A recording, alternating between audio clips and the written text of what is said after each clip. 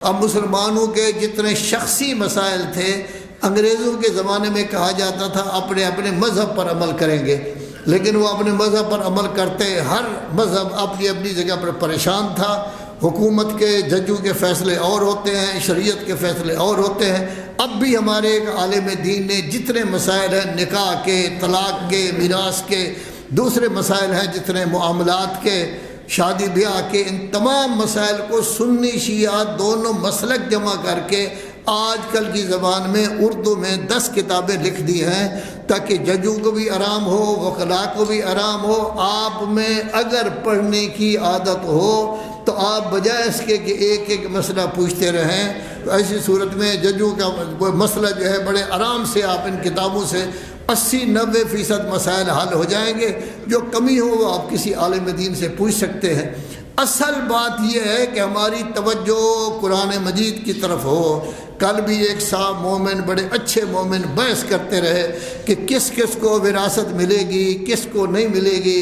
فلاں حق رکھتا ہے وراثت کا یا نہیں۔ تو میں نے کہا دیکھیے چوتھا پارہ دیکھ لیں، اس میں سورہ نساء ہے، اس کا دوسرا رکوع پورے کا پورا وراثت کے متعلق ہے، پورا رکوع سوائے آخری سطر کے جو وصیت کے بارے میں کہی گئی ہے، وگرنہ وہ وراثت کے متعلق ہے۔ اس میں باقاعدہ 4 شقیں بیان کی گئی ہیں کہ بچوں کو کتنی وراثت ملے گی،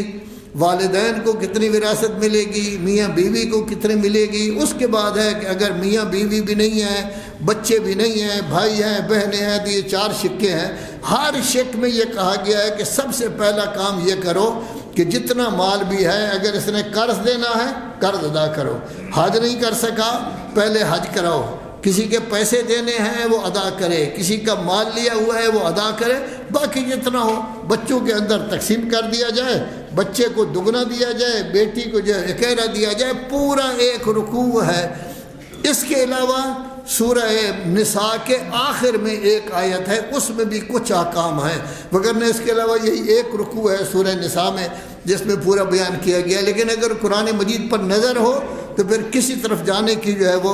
کوئی ضرورت نہیں ہے۔ تو اصل یہی ہے، اسی لیے آپ کے مولا جب اس دنیا سے جانے لگے تھے 21 ماہ رمضان کو،